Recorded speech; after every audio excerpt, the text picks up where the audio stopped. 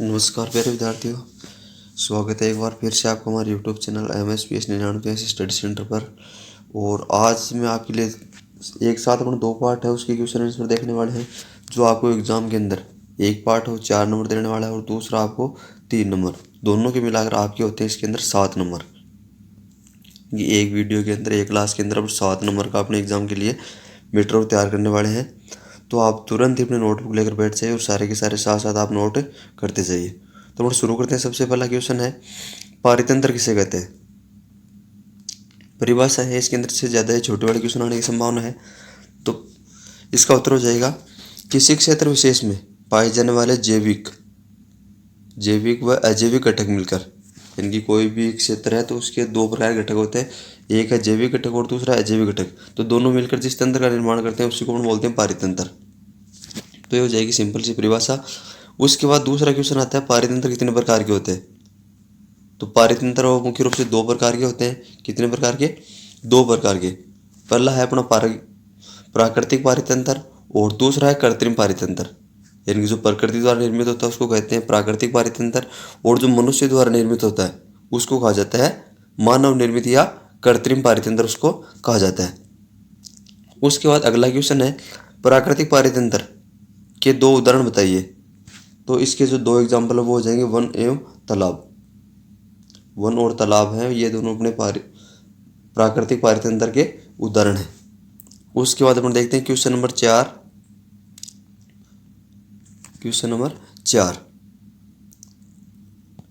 कृत्रिम पारितंत्र के दो उदाहरण, इनकी जो मनुष्य द्वारा निर्मित हो, तो इसका जो अपना उत्तर हो जाएगा बगीचा एवं खेत। बगीचा और खेत है ये कृत्रिम पारितंत्र के उदाहरण है। इनको मनुष्य बना सकता है, तैयार कर सकता है। उसके बाद क्वेश्चन नंबर 5, उत्पादक या स्वपोषी किसे कहते हैं? ये भी भाई मोस्ट परिभाषा है आपके लिए, मोस्ट परिभाषा है, इसको आप विशेष रूप से ध्यान दें। उत्पादक या स्वपोषी किसे कहते हैं? तो सभी हरे पौधे, नीले हरित शैवाल जिनमें प्रकाश संश्लेषण की क्षमता होती है, इनकी प्रकाश संश्लेषण की प्रक्रिया के माध्यम से खुद अपना भोजन बना सकते हैं, उनको बोलते हैं उत्पादक या स्वपोषी।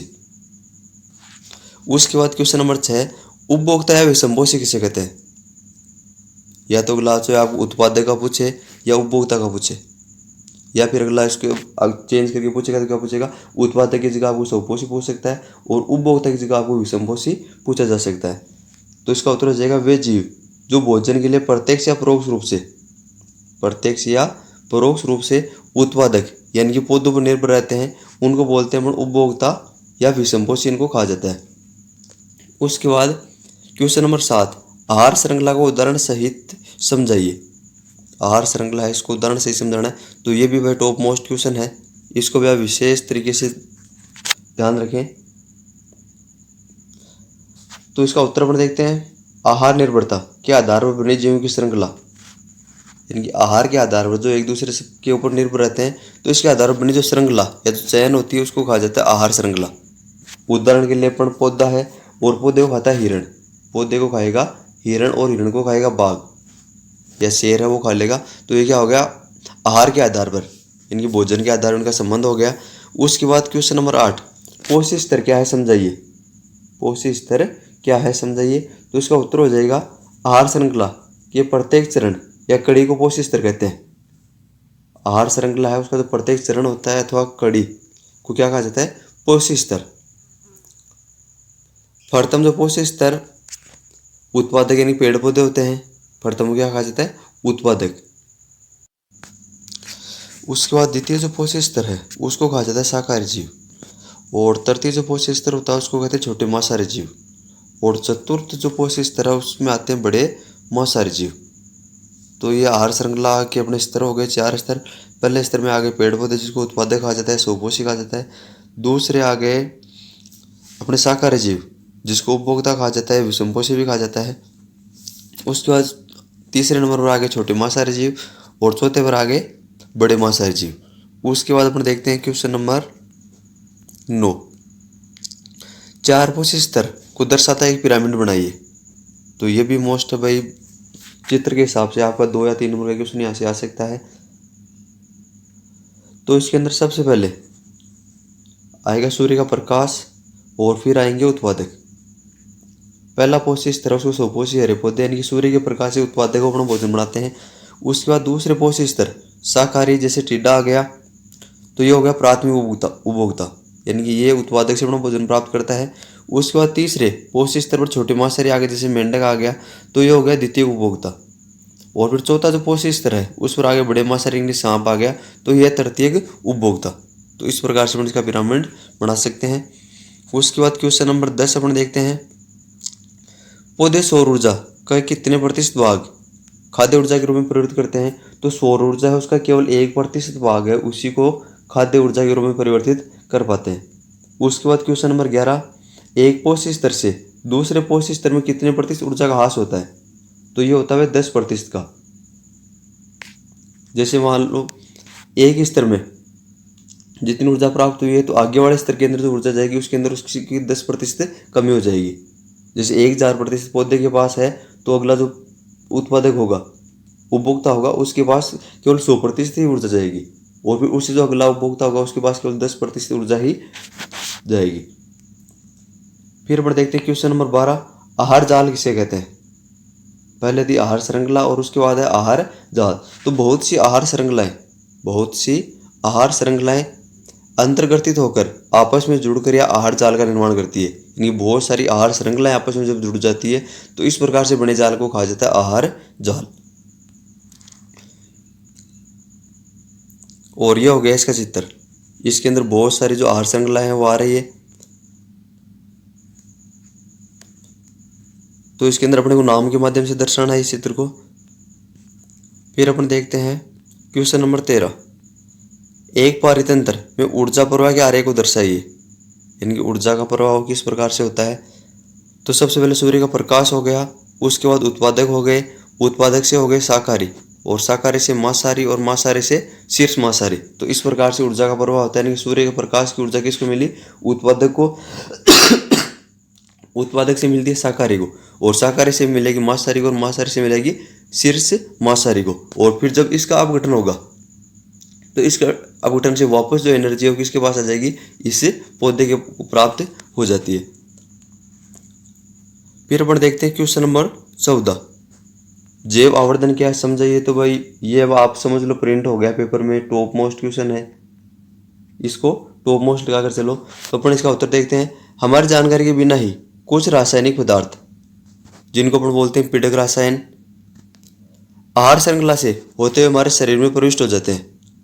इनकी अपन खा रहे हैं और अपने को पता भी नहीं होता कि बहुत सारे जो रसायन है अपने खाने के साथ, अपने भोजन के साथ अपने शरीर में प्रवेश कर रहे हैं। क्योंकि किसी भी आहार श्रृंखला में मनुष्य शीर्ष है, यानी कि इनके अंदर सबसे मनुष्य वो सबसे ऊपर होता है, मनुष्य को सर्वोच्च माना गया है। अतः हमारे शरीर में रासायन सर्वाधिक मात्रा में संचित होते हैं। यानी कि मनुष्य एकमात्र ऐसा प्राणी है जो हर प्रकार का आहार ग्रहण करता है, चाहे वो शाकाहार हो चाहे मांसाहार हो, किसी प्रकार का आहार हो, तो सब प्रकार का आहार ग्रहण करता है। और इस कारण जितने भी जो रासायन है वो सबसे ज़्यादा मात्रा में मनुष्य के शरीर के अंदर क्या हो जाते हैं? संचित हो जाते हैं। और इसी प्रकार को अपन बोलते हैं जैव आवर्धन। तो ये मोस्ट क्वेश्चन है, इसको आप 2 बार 3 बार देख लीजिए। उसके बाद क्वेश्चन नंबर 15, ओजोन परत का अक्षय को समझाइए। ओजोन परत है उसका अक्षय किस प्रकार से हो रहा है? तो ये भी मोस्ट क्वेश्चन है, ये भी 100% आने की संभावना है एग्जाम में। ओजोन O3 गैस ऑक्सीजन के 3 परमाणु से बनी होती है। यानी कि बड़े साधारण जो वायुमंडल की ऑक्सीजन होती है वो होती है O2। यानी कि इसके अंदर क्या होते हैं? ऑक्सीजन के 2 परमाणु होते हैं, लेकिन ये 3 परमाणु वाली ऑक्सीजन होती है। ऑक्सीजन O2 प्राणवायु है। ऑक्सीजन जो O2 है, यानी कि 2 परमाणु वाले ऑक्सीजन वो क्या होती है? प्राणवायु होती है। जबकि ओजोन एक घातक विष है, लेकिन उसके अंदर तीसरा परमाणु जुड़ते ही क्या हो जाती है? घातक हो जाती है, विषैली हो जाती है। किंतु ये सूर्य से आने वाली हानिकारक पराबैंगनी किरणों को रोकती है। तो ये हो गया भाई ओजोन परत का कार्य। यानी कि सूर्य से जो भी हानिकारक पराबैंगनी विकिरण आते हैं उनको रोकने का कार्य करती है और पृथ्वी को सुरक्षा प्रदान करती है। पूरी की पूरी पृथ्वी को क्या करती है? सुरक्षा प्रदान करती है। किंतु क्लोरोफ्लोरोकार्बन CFC, ये यहाँ पर भी एक छोटा क्वेश्चन बन गया, CFC का पूरा नाम बताइए। तो CFC का पूरा नाम होता है क्लोरोफ्लोरोकार्बन। जैसे मानव निर्मित पदार्थ इस परत को नष्ट कर रहे हैं, और जो ओजोन परत है उसको नुकसान पहुंचाने वाला जो पदार्थ है उसका नाम है CFC या क्लोरोफ्लोरोकार्बन है, वो इसको नुकसान पहुंचा रहा है और इसकी वजह से क्या हो रही है? नष्ट हो रही है। इससे मानव में त्वचा कैंसर होता है। और यदि जो ओजोन परत है उसने इन किरणों को रोकना बंद कर दिया, जिस दिन नष्ट हो गई और सीधी की सीधी पराबैंगनी किरणें पृथ्वी तक पहुंचेगी, तो इससे क्या होगा, मानव त्वचा कैंसर होने की भी संभावना है। सन 1980 से वायुमंडल में ओजोन की मात्रा में तीव्रता से गिरावट आने लगी है और 1980 के दशक के बाद में जो ओजोन परत है उसकी मात्रा में दिन प्रतिदिन क्या आ रही है, गिरावट आ रही है। तो जो CFC है, क्लोरोफ्लोरोकार्बन है, ये Cl और ये O3 परमाणु है, तो ये क्या करता है, इसको तोड़ता है। जब तक O3 यानी कि इसके 3 परमाणु है तब तक तो ओजोन परत है और अपने हानिकारक पराबैंगनी किरणों से रक्षा करेगी। लेकिन जैसे ही ये जो क्लोरोफ्लोरोकार्बन होती है क्या करती है, इससे क्रिया करके इसको तोड़ना शुरू कर देती है। अब ये ClO हो गया, यहाँ पर ऑक्सीजन के 2 परमाणु रह गए, फिर ClO और O3 है, तो ये भी क्या कर रही है, यहाँ पर जो O3 परमाणु वाले उसको तोड़ देती है। तो ओवरऑल होता है क्या, यहाँ पर 2O3 और यहाँ पर 3O2 हो गया और इस वजह से क्या हो रही है, जो अपने ओजोन परत है वो नष्ट होती जा रही है। फिर क्वेश्चन नंबर 16 अपन देखते हैं, संयुक्त राष्ट्र पर्यावरण कार्यक्रम UNEP के ओजोन परत को रोकने के लिए प्रयास समझाइए। तो सबसे पहले हम देख लेते हैं UNEP का पूरा नाम, इनकी यहाँ से भी क्वेश्चन उठ सकता है, पुटअप हो सकता है, तो आप इसको भी ध्यान रखें, UNEP। तो इसका जो फुल फॉर्म हो जाएगा यूनाइटेड नेशन इन्वायरमेंट प्रोग्राम। क्या फुल फॉर्म हो जाएगी, यू से तो हो जाएगा यूनाइटेड, एन से हो जाएगा नेशन और ई से हो जाएगा इन्वायरमेंट और पी से हो जाएगा प्रोग्राम। तो UNEP का पूरा नाम भी आप ध्यान रख लें, ये भी यहाँ से क्वेश्चन हो पुटअप हो सकता है। उसके बाद अपन इसका उत्तर देखते हैं, सन 1987 में संयुक्त राष्ट्र पर्यावरण कार्यक्रम UNEP में सर्वानुमति बनी कि CFC का उत्पादन 1986 के स्तर में सीमित रखा जाए, यानी कि जितना उत्पादन 1986 में हो रहा था उतना ही उत्पादन आगे किया जाए। अब ये अनिवार्य है कि सभी विनिर्माण कंपनियां CFC रहित रेफ्रिजरेटर बनाए और अपना जो फ्रीज होता है, रेफ्रिजरेटर होता है, उसके अंदर इसका उपयोग होता था पहले। तो अपन अब जो काम में ले रहे हैं उसके अंदर उसको CFC से रहित बनाया जाए, तो ये प्रयास किए जा रहे हैं। उसके बाद हम देखते हैं क्वेश्चन नंबर 17। क्वेश्चन नंबर 17, जैव निम्नीकरणीय पदार्थ व अजैव निम्नीकरणीय पदार्थ क्या है, समझाइए। तो वे पदार्थ जो जैविक प्रक्रम द्वारा अपघटित हो जाते हैं, यानी कि सूक्ष्म जीव है क्या कर देते हैं, उनका अपघटन कर देते हैं, उसको बोलते हैं जैव निम्नीकरणीय। जैव निम्नीकरणीय पदार्थ कहलाते हैं। उदाहरण हो गया फल, सब्जियों के छिलके, कागज और जैव अपशिष्ट, यानी कि आप उन पदार्थों का ध्यान रखो जो कुछ ही समय में सड़ गल कर मिट्टी के अंदर मिल जाते हैं, खाद का काम करते हैं, उसको बोलते हैं अपन जैव निम्नीकरणीय। उसके बाद दूसरा, वे पदार्थ जो जैविक प्रक्रम द्वारा अपघटित नहीं होते, यानी कि सूक्ष्म जीव है, इनका अपघटन नहीं कर पाते, और यदि अपघटन होता है तो भी बहुत लंबे समय में, 50 वर्ष, 100 वर्ष, 500 और 1000 वर्ष तक इनका अपघटन नहीं होता। कुछ पदार्थ ऐसे हैं, तो उनको बोलते हैं अजैव निम्नीकरणीय। और इसमें चाहे जैव के आगे लगे चाहे यहाँ पर लगे, भाषा वही रहेगी, सेम ही कहलाते हैं। उदाहरण हो गया कांच और प्लास्टिक। कुछ प्लास्टिक इस प्रकार सिक्के होते हैं जिनका हजारों वर्षों तक अपघटन नहीं होता है, तो ये अजैव निम्नीकरणीय अपशिष्ट की श्रेणी में आते हैं। तो ये भी भाई मोस्ट क्वेश्चन है। फिर अपन देखते हैं क्वेश्चन नंबर, तो ये हो गया अपना 15वां पार्ट पूरा, और अब अपन शुरू करते हैं 16वां पार्ट, जो आपके लिए 3 नंबर का काम करेगा। तो सबसे पहला क्वेश्चन है, मानव आंत्र में जीवाणु का कौन सा वर्ग पाया जाता है। तो मानव जो आंत है उसके अंदर कोलीफॉर्म वर्ग का जीवाणु पाया जाता है। यही गंगा नदी के जल में पाया गया था, और इसी कारण एक संभावना बढ़ी कि गंगा नदी वास्तव में प्रदूषित हो गई है। फिर ये मोस्ट इस पार्ट का छोटे क्वेश्चन के अंदर या अभ्यासित खालिस्तान है उसके अंदर ये पूछा जाएगा। फिर क्वेश्चन नंबर 2, गंगा नदी का उद्गम कहाँ से होता है। तो गंगा नदी का उद्गम होता है गंगोत्री से। गंगोत्री, गंगा उतरी जहाँ से, तो उसको कहा गया गंगोत्री। तो इस ट्रिक से आप याद रख सकते हैं। उसके बाद क्वेश्चन नंबर 3, 5R सिद्धांत क्या है। 5R सिद्धांत क्या है, तो ये भी टॉप मोस्ट क्वेश्चन है, इसको भी आप मोस्ट लेकर चलें। तो सबसे पहला जो आर है वो कहता है इनकार, रिफ्यूज। दूसरा जो आर कहता है वो रिड्यूज यानी कम उपयोग करिए, और तीसरा आर कहता है रीयूज, पुनः उपयोग करिए, और चौथा आर कहता है रिपर्पोज, यानी कि इसका पुनः प्रयोजन कीजिए, और पांचवा आर है वो कहता है रिसाइकल, यानी कि इसका पुनः चक्रण कर लीजिए। तो ये 5R का फॉर्मूला है, 5R सिद्धांत इसको कहा गया है। फिर अपन देखते हैं क्वेश्चन नंबर 4, भारत सरकार द्वारा जीव संरक्षण हेतु कौन सा पुरस्कार दिया गया है। तो इसके लिए दिया गया है अमृता देवी विश्नोई पुरस्कार। पेड़ पौधों को बचाने के लिए, पर्यावरण संरक्षण के लिए जो भी अच्छे कार्य करते हैं तो उनको अमृता देवी बिश्नोई पुरस्कार दिया जाता है। और उसके बाद क्वेश्चन नंबर 5 है, चिपको आंदोलन की शुरुआत कब और कहाँ से हुई? तो चिपको आंदोलन की शुरुआत बारवात हिमालय की ऊंची पर्वत श्रृंखला के गढ़वाल के रेनी नामक गांव से हुई थी। कहाँ से हुई थी? रेनी नामक गांव से हुई थी। तो ये आप ध्यान रखें, रेनी नामक गांव से। और कब हुई? तो ये हुई थी 1970 के प्रारंभिक दशक में। 1970 के प्रारंभिक दशक के अंदर ये हुई थी। उसके बाद क्वेश्चन नंबर 6, बोर्ड के अंदर इसी प्रकार के आपको क्वेश्चन ज़्यादा मिलेंगे जो देखने में तो बहुत ज़्यादा सरल हो लेकिन आपको कंफ्यूज करने वाले हो। तो कंफ्यूज करने वाले क्वेश्चन है वो आपको ज़्यादा मिलेंगे, बाकी इतना डीपली है पेपर नहीं आता है। तो इसका उत्तर देखते हैं। लगभग 400 वर्ष पूर्व है, लगभग 400 वर्ष पूर्व हिमालय प्रदेश के कुछ क्षेत्रों में नहर सिंचाई की स्थानीय प्रणाली का विकास हुआ। इन्हें कुल्ला कहा जाता था, कि जो नहर सिंचाई प्रणाली थी उसको क्या कहा गया? कुल्ला।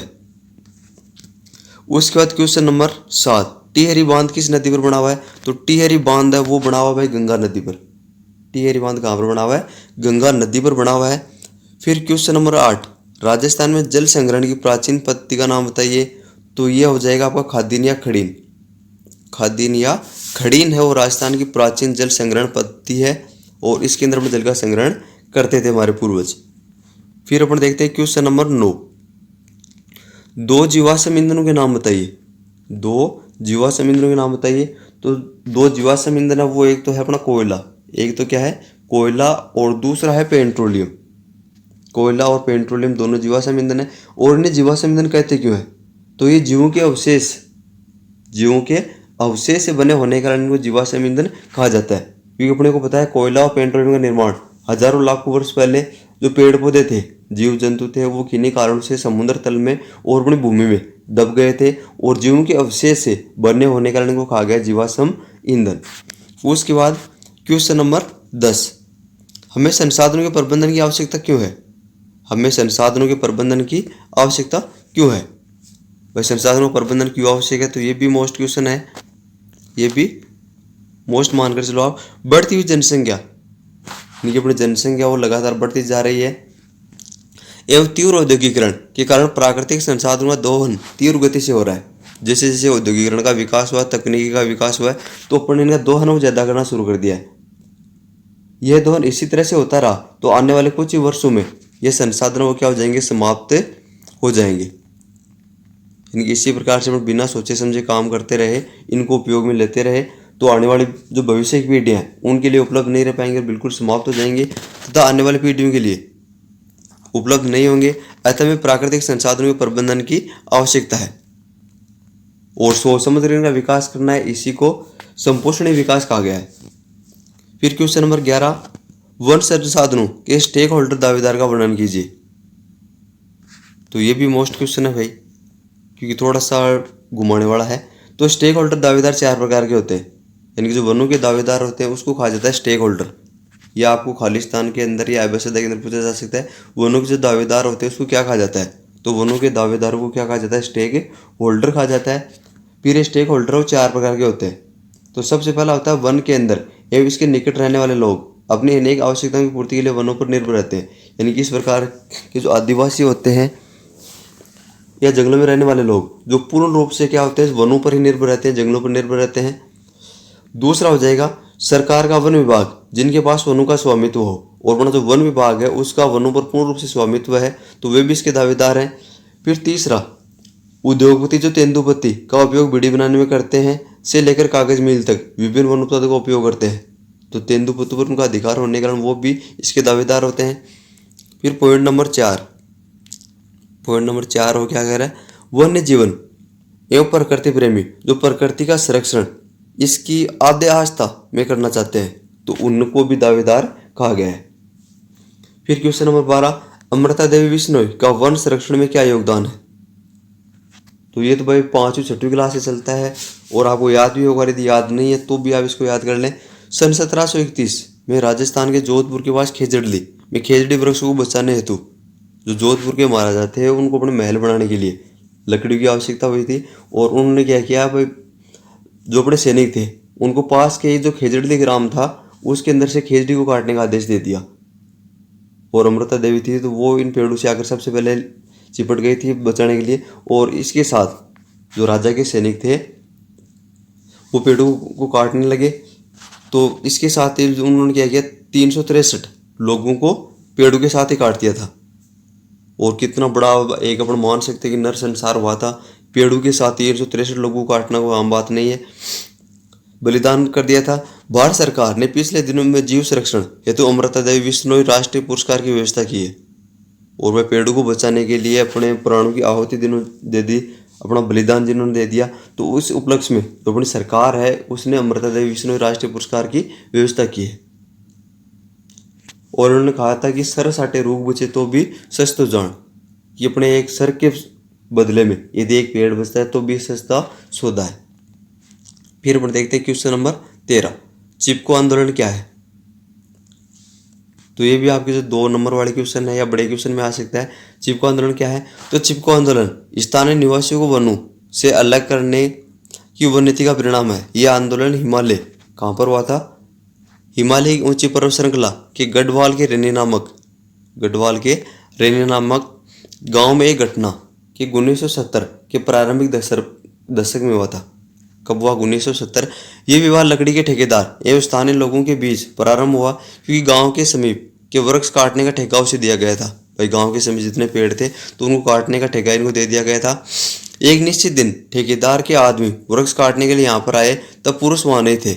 बिना किसी डर के वहाँ की महिलाएं फौरन वहाँ पहुँच गई और उन्होंने अपने पेड़ों को बाहों में भर लिया, इनके पेड़ों को बाहों में भर लिया या उनसे चिपट गई, चिपक कर। और इस कारण इसका नाम पड़ा चिपको आंदोलन, जिसे ठेकेदार के आदमी पेड़ नहीं काट सके और अंत ठेकेदार को अपना काम बंद करना पड़ा था। फिर अपन देखते हैं क्वेश्चन नंबर 14, जल संग्रहण संकल्पना क्या है।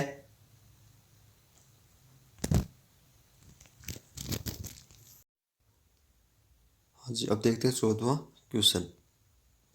तो जल संग्रहण संकल्पना क्या है अथवा जल संभर प्रबंधन क्या है समझाइए। तो ये भी मोस्ट क्वेश्चन है। जल संभर प्रबंधन में मिट्टी एवं जल संरक्षण पर जोर दिया गया है, जिससे कि जैव मात्रा उत्पादन में वृद्धि हो सके। और इसका प्रमुख उद्देश्य भूमि और जल के प्राथमिक स्रोतों का विकास, द्वितीयक संसाधन, पौधे एवं जंतु का उत्पादन इस प्रकार करना है जिससे पारिस्थितिक असंतुलन पैदा न हो सके। जल संभर प्रबंधन न केवल जल संभर समुदाय का उत्पादन उठाता है वरन सूखे एवं बाढ़ को भी शांत करता है। फिर अपन देखते हैं क्वेश्चन नंबर 15, नमामि गंगे कार्यक्रम क्या है और यह कब प्रारंभ किया गया। तो नमामि गंगे यानी गंगा को साफ सफाई की योजना है। नमामि गंगे कार्यक्रम जून 2014, कब शुरुआत हुई इसकी, जून 2014 में केंद्र सरकार द्वारा एक प्रमुख कार्यक्रम के रूप में अनुमोदित एक एकीकृत संरक्षण मिशन है। यह प्रदूषण संरक्षण एवं राष्ट्रीय नदी गंगा के कायाकल्प के प्रभावी न्यूनीकरण के 2 उद्देश्य को पूरा करने के लिए शुरुआत किया गया है। जो राष्ट्रीय नदी का दर्जा प्राप्त जो गंगा नदी है वो प्रदूषित न हो, तो इसके लिए नमामि गंगे योजना जून 2014 में चलाई गई। फिर अपन देखते हैं क्वेश्चन नंबर 16, कोयला एवं पेट्रोलियम के उपयोग से पर्यावरण को किस प्रकार क्षति पहुंचती है समझाइए। या कोयला एवं पेट्रोलियम के दहन से होने वाले जो नुकसान है, दुष्प्रभाव है, उनके बारे में पूछा गया है। तो सबसे पहले देखते हैं, कोयला एवं पेट्रोलियम जैव मात्रा से बनते हैं, यानी कि जीवों के अवशेष से बने हैं और ये क्या है, एक प्रकार की जीवाश्म ईंधन है। दूसरी बात, इनके भंडार सीमित हैं जिनमें कार्बन के अतिरिक्त, यानी कार्बन तो कोयले में होता ही है, पेट्रोलियम में, इसके अतिरिक्त इसके अंदर होता है हाइड्रोजन, नाइट्रोजन एवं सल्फर गंधक भी होते हैं। यानी कि इसके अंदर हाइड्रोजन, नाइट्रोजन एवं सल्फर गंधक भी होते हैं। जब इन्हें जलाया जाता है, जब हम क्या करते हैं, इसको जलाया जाता है, इसका दहन होता है, तो कार्बन डाइऑक्साइड, जल नाइट्रोजन के ऑक्साइड तथा सल्फर के ऑक्साइड बनते हैं। यानी कि जलने पर ऑक्सीजन मिलेगी, तो कार्बन है वो तो क्रिया करके क्या बनेगी, कार्बन डाइऑक्साइड, और जो हाइड्रोजन है उससे वो वायु से क्रिया करके क्या बन गई, हाइड्रोजन डाइऑक्साइड। और नाइट्रोजन है वो बन जाएगी नाइट्रोजन डाइऑक्साइड, और सल्फर है वो बन जाएगी सल्फर डाइऑक्साइड बनाते हैं। इनमें से नाइट्रोजन और सल्फर विषैली गैस है, ये दोनों क्या है, विषैली गैस। तथा carbon dioxide green house gas है। प्रमुख ग्रीन हाउस गैस का नाम पूछे तो वो क्या है अपनी CO2 कार्बन डाइऑक्साइड ऑक्साइड। यदि प्रकृति में उपलब्ध समस्त कोयला में पेट्रोलियम का कार्बन जलाने पर कार्बन डाइऑक्साइड में परिवर्तित हो गया तो वायुमंडल में कार्बन डाइऑक्साइड की मात्रा अत्यधिक हो जाएगी, जिससे तीव्र वैश्विक उष्मन होने की संभावना है। यानी क्या होगा, इसे ग्लोबल वार्मिंग हो जाएगा। और ये छोटा क्वेश्चन भी अगला पूछ सकता है यहाँ पर कि भाई ग्लोबल वार्मिंग क्या है, वैश्विक उष्णन या विश्व तापक्रम वृद्धि क्या है। तो वायुमंडल में बढ़ रही CO2 की अधिकता के कारण, CO2 की अधिकता के कारण विश्व का ताप बढ़ रहा है, और इसी को अपन क्या बोलते हैं, ग्लोबल वार्मिंग। फिर क्वेश्चन नंबर 17, पर्यावरण मित्र बनने के लिए 4 उपाय बताइए। या अपने एक देश के जिम्मेदार नागरिक होने के नाते या पर्यावरण मित्र होने के नाते अपने कौन कौन से कार्य करना चाहिए। तो सबसे पहला है बस में यात्रा करें, पैदल अथवा साइकिल से चलना। या तो आप बस में यात्रा करो या पैदल या साइकिल से, जिससे ईंधन की बचत हो और कम से कम प्रदूषण हो। दूसरा, घरों में साधारण बल्ब के स्थान पर LED का, जिससे लाइट की बचत होगी। तीसरा, लिफ्ट के स्थान पर सीढ़ियों का प्रयोग करना या पैदल चलना। फिर क्वेश्चन पॉइंट नंबर 4, सर्दी में हीटर या सिगड़ी का प्रयोग करने के स्थान पर अतिरिक्त स्वेटर पहनना। तो अपन उसको जलाएंगे तो जलाने से भी तो प्रदूषण होता है, तो इसके बचाव के लिए अपन क्या कर सकते हैं, सर्दी से बचने के लिए अतिरिक्त स्वेटर पहन सकते हैं, कपड़े का यूज कर सकते हैं। फिर क्वेश्चन नंबर 18, संसाधनों के संपोषित प्रबंधन से क्या अभिप्राय है। तो ये इस पार्ट का टॉप मोस्ट क्वेश्चन है भाई, आने की 100% संभावना। तो हमें प्राकृतिक संसाधनों का उपयोग सावधानीपूर्वक करना चाहिए, बिल्कुल सोच समझ कर मितव्ययता से इनका उपयोग करना चाहिए, ताकि वर्तमान पीढ़ी एवं आने वाली भावी पीढ़ी भी इनका उपयोग कर सके। भाई अपन तो इनका उपयोग कर ही रहे हैं, इसके साथ आने वाली जो पीढ़ी है वो भी इसका उपयोग कर सके, और यही संसाधनों का संपोषित प्रबंधन कहलाता है। इनकी सोच समझ कर इस प्रकार से उपयोग करना जिससे अपने भी काम में आ रहे, आने वाली पीढ़ियों के लिए भी ये सुरक्षित बचे रहें। तो इसी को कहा गया संपोषित प्रबंधन। फिर अपन देखते हैं क्वेश्चन नंबर 19, बांध निर्माण के को 2 लाभ व हानियाँ। भाई बांध बनाने से लाभ क्या होते हैं और हानियाँ क्या होती है। तो पहला जो लाभ है इसका, इससे लोगों को पेयजल और सिंचाई के लिए जल उपलब्ध होता है। भाई सिंचाई के लिए जल मिल जाएगा और पेयजल के लिए भी जल उपलब्ध होता रहेगा। दूसरा फायदा ये है, बांधों से बिजली उत्पादन, यानी बिजली अपन बना सकते हैं टरबाइन चलाकर, और मछली उत्पादन किया जा सकता है, तो इससे लोगों को रोजगार मिलेगा, तो इसका लाभ है। अब हानियाँ क्या है, इसे जनता की गाड़ी कमाई का बहुत सारा धन लग जाता है। पहली बात, उसको बनाने के अंदर बहुत ज़्यादा खर्चा आता है, इसके अनुपात में लोगों को इससे होने वाला लाभ नहीं मिल पाता है, यानी कि जितने पैसा खर्च हुआ उतना लाभ लोगों को नहीं मिल पाता। और दूसरा, इससे पर्यावरण को हानि पहुंचती है, यानी बहुत ज़्यादा बड़ी संख्या में पेड़ पौधे काटे जाते हैं, तो भी ये नुकसानदायी होता है। फिर अपन देखते हैं क्वेश्चन नंबर 20, बांध से होने वाली 3 समस्याएं लिखिए। तो बांध से 3 प्रकार की समस्या हो, सबसे पहले ये सामाजिक समस्या, दूसरी आर्थिक समस्या, और तीसरी पर्यावरणीय समस्या। तो ये थे अपने 2 पार्ट, और दोनों के मिलाकर अपने 7 नंबर होते हैं, 4+3, यानी कि ये अपन दोनों पार्ट के क्वेश्चन तैयार करते हैं तो अपने 7 नंबर है वो एग्जाम के लिए तैयार हो जाएंगे। तो उम्मीद करता हूँ वीडियो आपको अच्छा लगा होगा। तो वीडियो अच्छा लगता है तो आप वीडियो को लाइक करें और चैनल को सब्सक्राइब कर दें, और आपके जो भी साथी हैं पढ़ने वाले उनके साथ भी शेयर करें, ताकि उनको भी इस चीज़ का फ़ायदा मिले। तो धन्यवाद दोस्तों।